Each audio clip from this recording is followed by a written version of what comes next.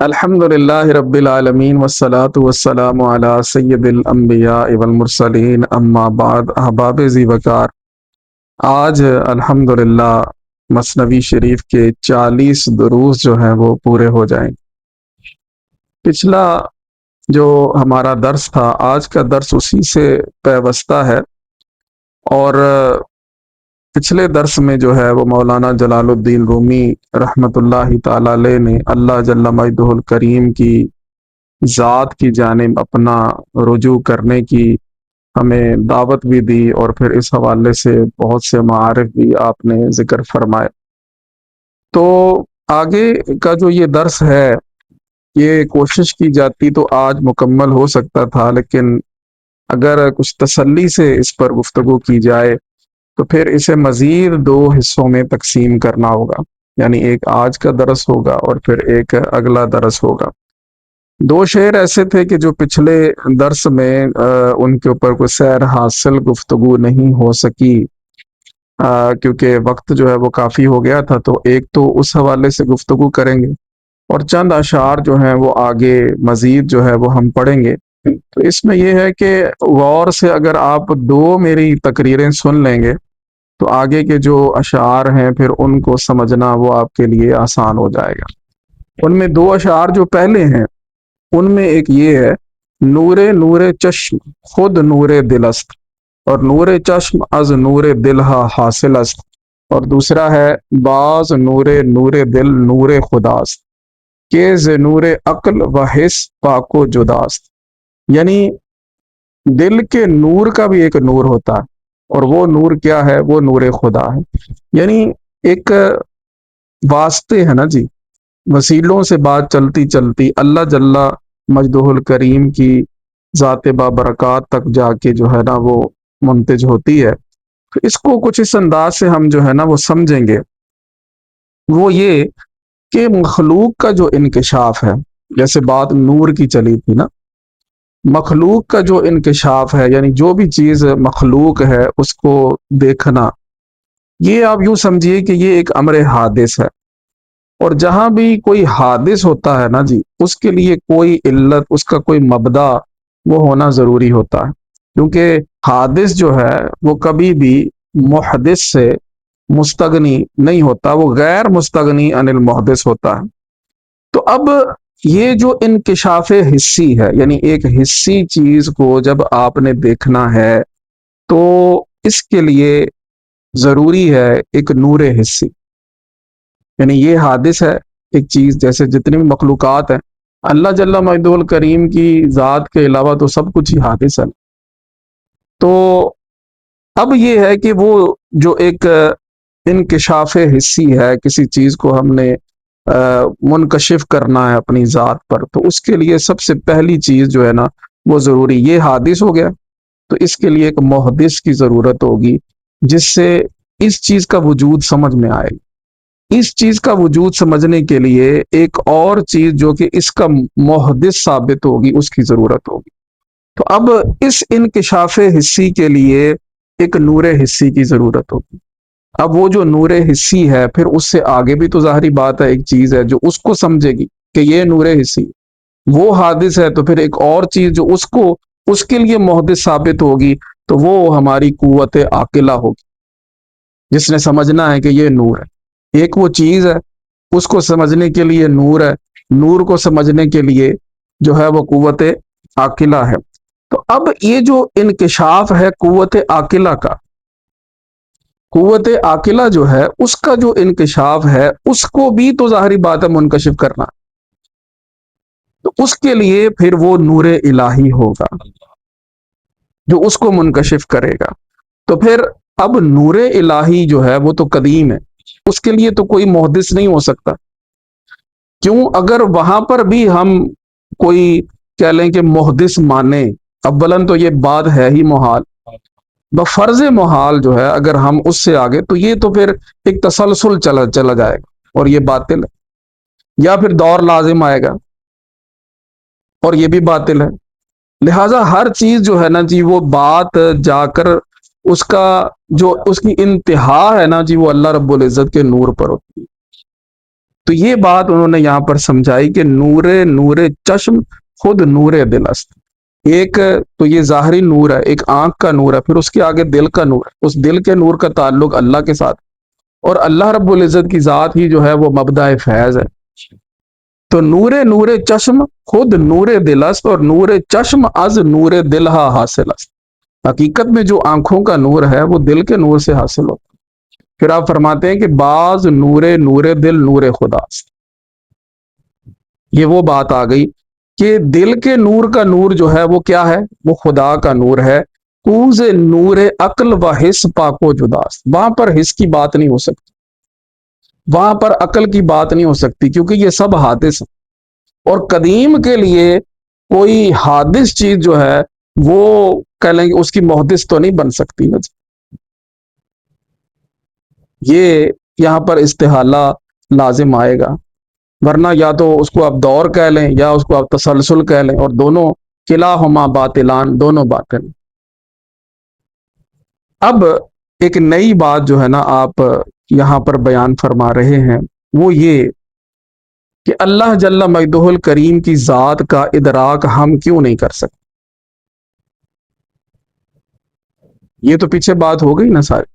اب اگلی بات یہ ہے کہ اللہ جل مجدہ الکریم کی ذات کا ادراک ہم کیوں نہیں کر سکتے. اس میں ایک چیز تو یہ کہ جو کچھ پچھلے درس میں بھی بیان ہو گئی، وہ یہ ہے کہ وہ کمال ظہور کی وجہ سے اور انتہائے قرب کی وجہ سے، نحن اقرب الیہ من حبل الورید، انتہائے قرب کی وجہ سے ہم جو ہے وہ اللہ رب العزت کی ذات کا ادراک نہیں کر سکتے. اور ایک اور چیز ہے، وہ ہے دوام سرمدیت. دوام سرمدیت یعنی اللہ رب العزت کی ذات کو ایک ایسی جو ہے وہ سرمدیت حاصل ہے، ایسی ہمیشگی حاصل ہے کہ اس کی کوئی ضد نہیں ہو سکتی، اور وہ کہیں پر بھی جا کر جو ہے نا اس کی انتہا کو آپ بیان نہیں کر سکتے کہ یہاں تک ایک چیز کی انتہا آ جائے عام طور پر تو اس سے بعد اگلی کوئی چیز شروع ہو جاتی. تو اللہ رب العزت تو وراء الورا ثم وراء الورا، اور یہ جو وراء الورا ہے یہ کہنا بھی ہماری سوچ اور ہماری سمجھ کے حوالے سے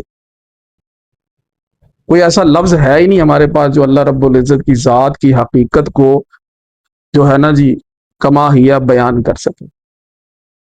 تو دوام سرمدیت ہے، کیونکہ اللہ رب العزت کا جو نور ہے نا وہ حین من الاحیان یعنی کسی وقت بھی جو ہے وہ غائب نہیں ہوتا.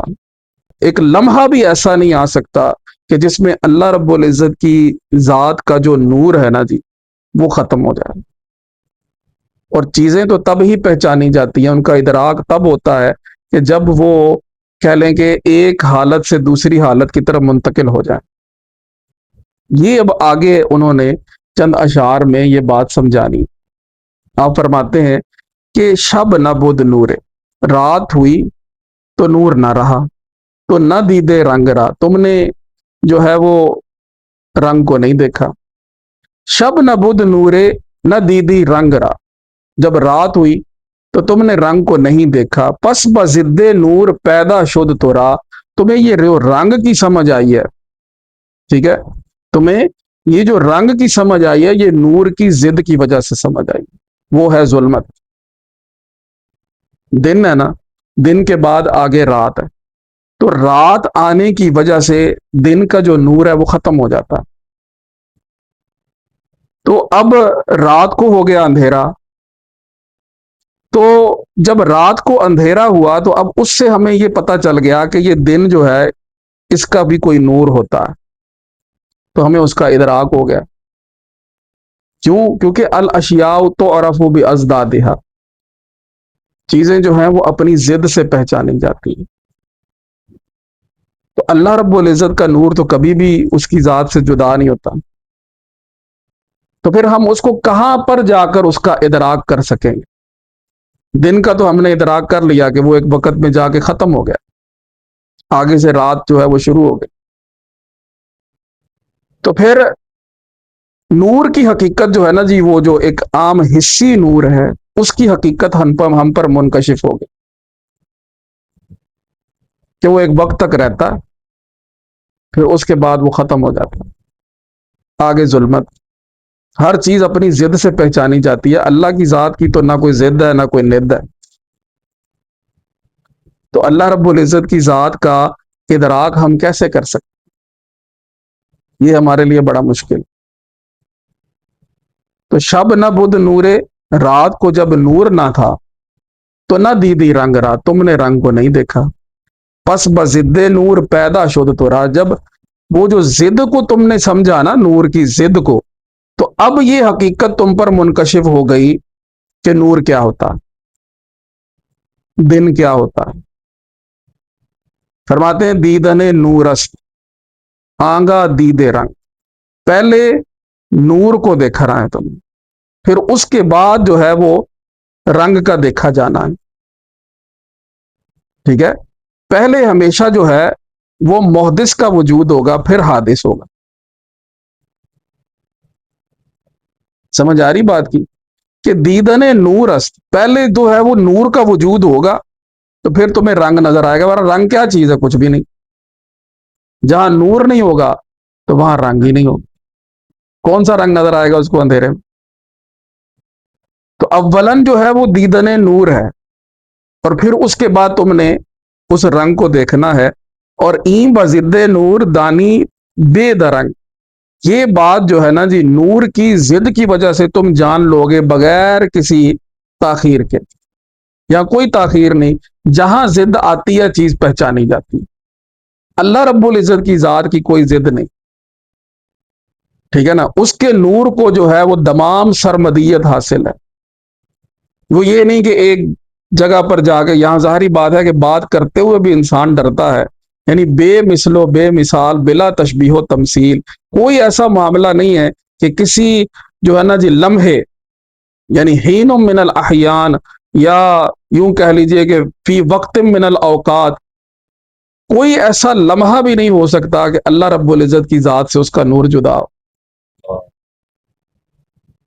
یا کسی اور ضد سے جو ہے وہ ہم اللہ رب العزت کے ذات کے نور کو جو ہے نا جی کما ہوا پہچان سکیں۔ تو معاملہ یہ ہے کہ جہاں حادث ہوگا اس کا کوئی نہ کوئی محدث ہو، تو وہ تو قدیم ہے، لہٰذا ایک حادث کے لیے ایک قدیم کا ادراک جو ہے وہ ناممکنات کی طرف ہی چلا جاتا ہے۔ بات اس کے کرم پر ہے، بات اس کے کرم پر ہے، یہ بات آگے چل کے انشاءاللہ کریں گے۔ فرمایا کہ یہ بات جو ہے نا تمہیں نور کی ضد سے بغیر کسی تاخیر کے سمجھ آ جائے، کوئی بھی چیز ہو وہ اپنی ضد سے پہچانی جاتی ہے، اللہ کی ذات کی کوئی ضد نہیں، لہذا اللہ رب العزت کی ذات کا ادراک ہم نہیں کر سکتے۔ لا تدرکہ الابصار وہو یدرک الابصار۔ پھر فرمایا رنج و غم را حق پائے آفری،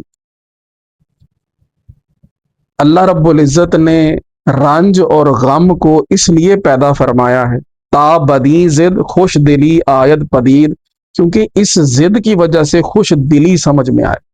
وہی بات وہ فرما رہے ہیں نا کہ الاشیاء تعرف بازدادہا، ہر چیز اپنی ضد سے پہچانی جاتی ہے، تو اس میں انہوں نے ایک دلیل ایک اور دی کہ اللہ رب العزت نے دکھ کو اور تکلیف کو، رنج کو اور غم کو اس لیے پیدا فرمایا ہے کہ یہ ضد بن جائیں خوش دلی، خوشی کی، آسانی کی، راحت کی، کہ اگر راحت ہی راحت ہوتی تو غم کیسے سمجھ میں آتا؟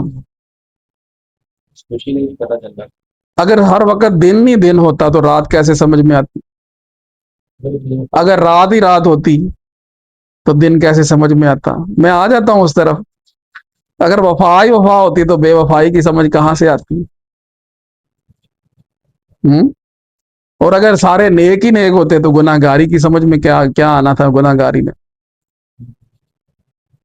تو ہر چیز جو ہے نا وہ اپنی ضد سے پہچانی جاتی۔ اللہ تعالیٰ نے جو ہے وہ رنج اور غم کو اس لیے پیدا فرمایا کہ اس کی وجہ سے ہم خوش دلی کو پہچان سکیں، کہ اگر رنج اور غم میں ہم جو ہے وہ صبر کر رہے ہیں تو جب کرم ہوا ہے، جب آسانی ملی، جب خوشی ملی، تو پھر ہم اس کا شکر ادا کریں۔ اب فرماتے ہیں پس نہانی ہا بضد پیدا شود، ہر چھپی ہوئی چیز اپنی ضد سے ظاہر ہو کے سامنے آ جاتی۔ کسی چیز کا آپ نے ادراک کرنا ہے اس کی ضد کو ذہن میں لے آئیں، فوراً آپ کے سامنے وہ چیز آ جائے گی۔ جو چیزیں بظاہر آپ ان کو حسی طور پر نہیں بھی آپ ان کا ادراک کر سکتے، جیسے خوش دلی ہے، یعنی خوش دلی کی ایک ضد ہے، اس کو آپ ذہن میں لے آئیں، فوراً خوش دلی آپ کے ذہن میں آ جائے گی۔ بیماری ہے، تندرستی کو آپ ذہن میں لے آئیں تو بیماری آپ کے ذہن میں آ جائے گی۔ ہر چیز کا متضاد کوئی بھی آپ اپنے ذہن میں لائیں گے، فوراً وہ آپ کے ذہن میں سامنے آ جائے گی کہ یہ بات، چاہے وہ پہلے پردوں میں کیوں نہ چھپی ہوئی ہو۔ پس نہانی ہا بزد پیدا شود، بہت ساری جو چھپی ہوئی چیزیں ہیں نا، وہ اپنی ضد کی وجہ سے ظاہر ہو جاتی، لہذا چونکہ حقرا نیست ضد پنہا بود، اللہ رب العزت کی کوئی ضد ہی نہیں، اس وجہ سے وہ ہمارے ادراک سے وہ پوشیدہ ہے۔ اللہ کی کوئی ضد ہی نہیں، کس کو سمجھنا ہے؟ جو اللہ رب العزت کی ذات کا ادراک ہو سکے۔ دور بھی نانے بارگاہ الست، بیش ازیں راہ نہ بردند کے ہست، یہ حضرت مجدد پاک علیہ رحمہ اپنے مکتوبات میں جا بجا یہ شعر آپ نے بیان فرمایا کہ اللہ رب العزت کی بارگاہ میں جو دور بین ہے نا، دور بین، جنہیں وہ انتہا درجے کا جناب اللہ رب العزت نے مشاہدہ عطا فرمایا، اس سے زیادہ انہیں بھی پتہ نہیں چلا کہ اللہ ہے، ان کا ادراک بھی اتنا ہی، لیکن اب تھک کے بیٹھ تو نہیں جانا نا۔ وہ آگے فرمائیں گے کہ جیہون کا دریا ہے، آب جیہون، وہ بہت مطلب ایک وسیع و عریض دریا ہے، جو ایک یوں کہہ لیں کہ ایک محاورتاً شاعری کے اندر یہ بات کی جاتی ہے، آب جیہون۔ اب آب جیہون کو ہم اپنے پیالے کے اندر تو بند نہیں کر سکتے، لیکن کیا کریں، کچھ نہ کچھ تو پیالے میں آئے گا ہی، کوشش تو کریں نا، ٹھیک ہے نا۔ تو حضرت موسیٰ علیہ السلام کا اللہ رب العزت کی بارگاہ میں دیدار کا تقاضا تھا، وہ ان کی بات ہے۔ رسول اللہ صلی اللہ تعالی علیہ وآلہ وسلم کا اپنے رب کا دیدار کرنا، یہ حضور علیہ الصلوۃ والسلام کی شان ہے، کرم ادھر سے ہے۔ تو پس نہانی ہا بزد پیدا شود، جتنی بھی چھپی ہوئی چیزیں ہیں وہ اپنی ضد سے ظاہر ہو کے سامنے آ جاتی ہیں، لیکن چونکہ اللہ رب العزت کی ذات کی کوئی ضد نہیں ہے، اس وجہ سے اللہ رب العزت جو ہے وہ ہمارے ادراک سے پوشیدہ ہے۔ کیونکہ جو معرف ہوتا ہے نا، جو تعریف کرنے والی چیز ہے، وہ معرف سے زیادہ اجلا ہے، زیادہ واضح ہوتی ہے۔ ایک چیز جو ہے اس کو مطلب آپ نے بیان کرنا، اس کی تعریف کرنی، تو اس سے کچھ زیادہ واضح بات کریں گے تو وہ چیز سامنے آئے گی، جو اس سے اجلا ہو، اس سے عارف ہو۔ تو اللہ رب العزت کی ذات پر تو جا کے ہر چیز کی حد جو ہے وہ ختم ہو جاتی ہے، تو پھر وہاں پر تو یہی کہا جا سکتا ہے نا کہ ما عرفنا کا حق کا معرفت ہے، جیسے تیری معرفت کا حق تھا ہم وہ حق ادا نہیں کر سکے، وما عبدنا کا حق کا عبادت، جب پہچان ہی نہیں ہوئی تو پھر عبادت کا حق کیسے ادا ہو سکتا تھا۔ رسول مکرم صلی اللہ تعالی علیہ وآلہ وسلم نے یہ بات ارشاد فرمائی کہ وہ جب جو ہے نا جی اللہ رب العزت کی بارگاہ میں انہوں نے سجدہ کرنا، جب لوگ عرض کریں گے کہ حضور آپ شفاعت فرمائیے، سجدہ فرماتے ہیں کہ میں اللہ رب العزت کی وہ حمد بیان کروں گا جو آج تک کسی نے بیان، یعنی وہ حمد بھی اللہ رب العزت کی اس وقت حضور علیہ الصلوۃ والسلام کو سکھائی جانی، اس نے خود ہی فرما دیا الحمدللہ رب العالمین، قیل الحمدللہ رب العالمین ثم الحمدللہ رب العالمین۔ تو یہاں تو کوئی نہایت ہے ہی نہیں نا۔ حضور علیہ الصلوۃ والسلام نے بھی اللہ رب العزت کی حمد جو آج تک نہیں بیان ہوئی، ٹھیک ہے نا، بلکہ قیامت کے اس وقت تک آپ نے فرمایا کہ کسی نے بیان نہیں کی ہوگی، وہ اس وقت بیان کرے۔ یہاں دنیا کا نظام اور ہے، آخرت کا نظام اور ہے، ادھر تو ہمارے جیسوں کے بھی موج لگ جانی انشاءاللہ۔ تو پس نہانی ہا بزد پیدا شود، ہر جو چھپی ہوئی چیز ہے وہ اپنی ضد سے ظاہر ہو جاتی ہے۔ یہ بات سمجھ میں آ گئی آپ کی؟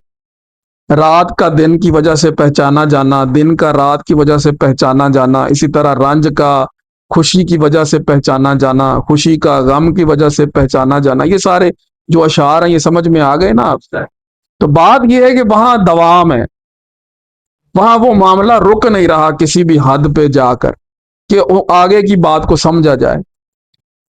تو اللہ رب العزت کی ذات کا چونکہ اس کی کوئی ضد نہیں ہے، اس وجہ سے اللہ جل مجدہ الکریم جو ہے وہ ہمارے ادراک سے کہیں بلند تر ہے کہ نظر بر نور بود آنگاہ برنگ، زد بزد پیدا بود چوں روم و زنگ۔ فرماتے ہیں کہ پہلے نظر جو ہے ابتدان جو ہے وہ نور پر ہوتی ہے، اور پھر اس کے بعد رنگ پر ہوتی ہے، اور پھر وہ اس نور کی وجہ سے وہ رنگ جو ہے وہ ایسا ظاہر ہوتا ہے کہ اس کو اپنی ازداد کی وجہ سے ہم پہچان لیتے کہ یہ سفید ہے، یہ سیاہ۔ رومی اور زنگی کا، یعنی ایک رومی ہو جو کہ گورے چٹے ہوں، اور جناب جو حبشی ہوں جو کالے ہوتے ہیں، سیاہ ہوتے ہیں، سیاہ فام ہوتے ہیں، تو ان کو سمجھا جائے گا، لیکن پہلے بات کیا ہے؟ وہ نور کو سمجھنا۔ جب نور ہوگا تو پھر اس کے بعد ہی پتہ چلے گا نا کہ یہ سفید ہے اور یہ سیاہ۔ ہاں، رومی اور زنگی کا جو فرق ہے یہ اس وقت پتہ چلے گا۔ لہٰذا یہاں پر بھی یہ بات سمجھ لو کہ جیسے کالے کو گورے سے اور گورے کو کالے سے تم جو امتیاز کر سکتے ہو تو اس کی وجہ نور ہے، اور پھر ان کا آپس میں ایک دوسرے کی ضد ہونا ہے، لہٰذا پھر اسی سے یہ بھی سمجھ لو کہ نور بھی اپنی ضد سے پہچانا جاتا ہے۔ پس بضد نور دانستی تو نور، نور کی ضد کی وجہ سے تو نور کو پہچانے گا، تو جو نور حق ہے اس کی کوئی ضد نہیں، لہذا اس کا ادراک بھی ہماری جو ہے نا جی وہ پہنچ سے بڑی دور کی بات۔ ضد زدرا می نمایت در صدور، ٹھیک ہے، کیونکہ ضد جو ہے وہ اپنی ضد کو جو امر واقع میں لے کے آتی ہے، وجود میں لے کے آتی ہے، تاکہ وہ ظاہر ہو جائے، منکشف ہو جائے۔ تو اللہ رب العزت کی ذات وہ اپنی ضد سے اور اپنی ند سے وراء الورا ہے، لہذا اللہ رب العزت کی ذات کا ادراک جو ہے وہ ہمارے لیے مشکل ترین مرحلہ ہے۔ پھر خود ہی اس کا جواب دے رہے، میں نے وہی بات کہی تھی کہ میری وہ دو تقریریں جو آپ نے سمجھ لی، تو پھر آگے کے جتنے بھی اشعار ہیں وہ ضد پر ہی ساری بات ہو رہی ہے نا۔ تو فرماتے ہیں نور حقرا نیست ضد در وجود، اللہ رب العزت کا جو نور ہے اس کی وجود میں کوئی ضد نہیں، تاب ضد پورا تواں پیدا نمود، کہ ضد کی وجہ سے اس کو پہچانا جا سکے، کہ ضد کی وجہ سے اس کو پہچانا جا سکے۔ تو ہم اللہ جل مجدہ الکریم کی جو حقیقت کاملہ ہے اس کے ادراک سے ہم اپنی کوتاہی کو تسلیم کریں کہ ہمارے اندر تو یہ صلاحیت نہیں، ہم حادث ہیں وہ قدیم ہے، ہم ممکن ہیں وہ واجب ہے۔ اتنی سی بات تو سمجھ میں آ رہی، یعنی یہ تو ہم اپنے آپ کو پہچان رہے ہیں نا۔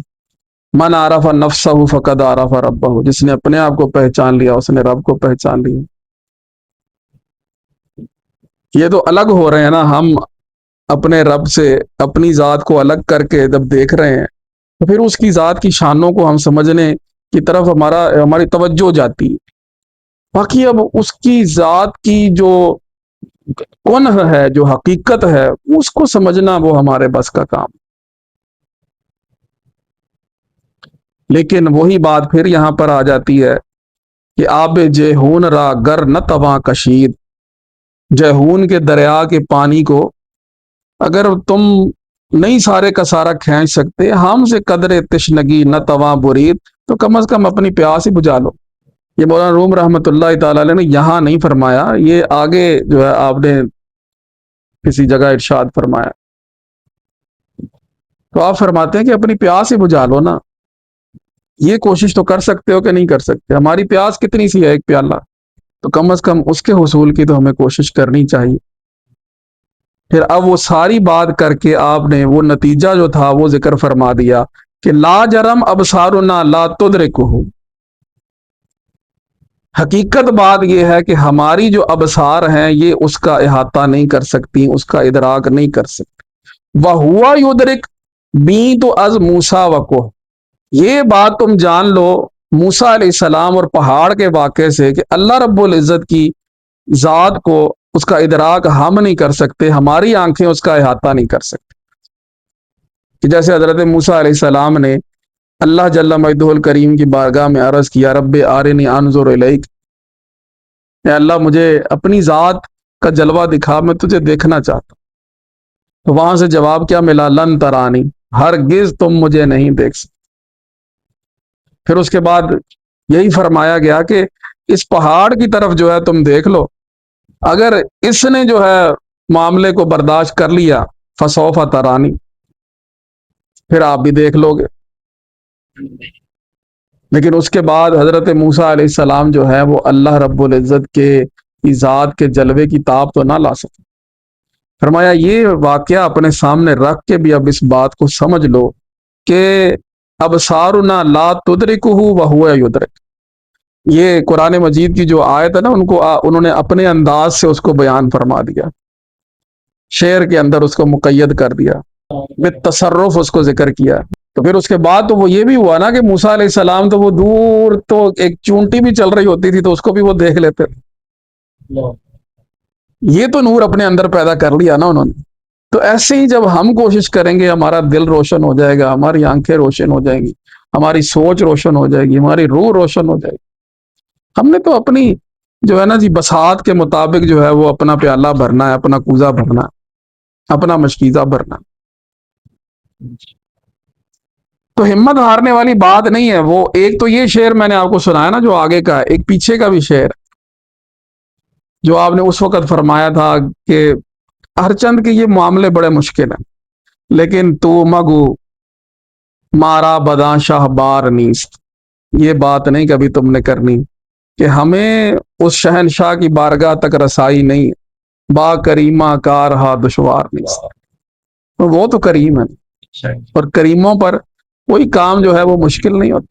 اب حضرت سیدنا موسیٰ علیہ السلام کا جو یہ واقعہ ہے، ظاہری بات ہے کہ ہمیں اس سے یہ بھی سمجھ میں آتی ہے کہ کوئی بھی اللہ رب العزت کی ذات جو ہے اس کو نہیں دیکھ سکتا، اس کا ادراک نہیں کر سکتا، اس کا احاطہ نہیں کر سکتا. تو کیا مطلب قیامت میں بھی ہم اللہ رب العزت کی ذات کو نہیں دیکھ سکیں گے؟ تو ایسا بھی نہیں. دنیا کے معاملات اور ہیں اور اگلے جہان کے معاملات اور. رسول اللہ صلی اللہ علیہ وآلہ وسلم نے خود یہ بات ارشاد فرمائی کہ سترون ربکم عیانا، کہ ان قریب تم اپنے رب کو بالکل ظاہر دیکھو. کیا وہ جلوے ہوں گے، یوم یکشف عن ساق ویدعون الی السجود، کہ جس دن جو ہے وہ پردہ ہٹایا جائے گا اور لوگوں کو کہا جائے گا کہ یہ تمہارا رب ہے، اس کو سجدہ کرو. سترون ربکم عیانا، ان قریب تم اپنے رب کو بالکل واضح دیکھو گے. بلکہ حضور علیہ الصلوۃ والسلام کا ایک فرمان یہ بھی ہے کہ سترون ربکم کما ترون ھذا القمر، جس طرح تم اس چاند کو دیکھ رہے ہو نا، ایسے تم اپنے رب کی زیارت کرو گے. کہ جس طرح تمہیں اس چاند کو دیکھنے کے اندر کوئی مشکل نہیں آ رہی، قیامت کے دن اللہ رب العزت اپنے کرم سے نا با کریمہ کا رہا دشوار نہیں. یہ اللہ کا ہی کرم ہونا کہ اس نے ہماری آنکھوں کو جو ہے وہ ایک ایسی قوت عطا کر دینی کہ ہم اپنے رب کی زیارت کر سکیں. فرمایا کہ اس طرح چاند کی طرح تم جو ہے اپنے رب کی زیارت کرو. جس طرح تمہیں چاند کو دیکھنے میں کوئی مشکل نہیں آ رہی، ایسے ہی اللہ جل مجدہ الکریم کی ذات کا جلوہ دیکھنے میں تمہیں کوئی مشکل نہیں آئے. لہٰذا اس دنیا میں بھی بندے کو کوشش کرنی. تو مگو مارا بداں شاہ بار نیز، یہ بات تم نے نہیں کرنی کہ ہمیں اس بادشاہ کی بارگاہ میں رسائی نہیں ہو سکتی. با کریمہ کا رہا دشوار، وہ کریم ہے. تو کریموں پر جو ہے وہ کوئی بھی معاملہ جو ہے وہ مشکل نہیں ہے. وہ خالق ہے، مالک ہے، قادر ہے. تو انشاءاللہ یہ ہے کہ تمہارے دل کو، تمہاری نگاہ کو، تمہارے عقل و شعور کو، تمہاری روح کو اپنے جلووں سے منور کر دے. تو یہاں تک جو ہے نا جی یہ ایک بحث تھی کہ اللہ جل مجدہ کی ذات کا ادراک ہم کیوں نہیں کر سکتے. تو مولانا جلال الدین رومی رحمۃ اللہ تعالی علیہ نے یہ بات سمجھا دی کہ اشیاء جو ہیں وہ اپنی ضد کی وجہ سے پہچانی جاتی ہیں، اللہ جل مجدہ الکریم کی ذات کی کوئی ضد نہیں ہے، اس وجہ سے اللہ رب العزت کی ذات کا ادراک وہ نہیں کیا جا سکتا۔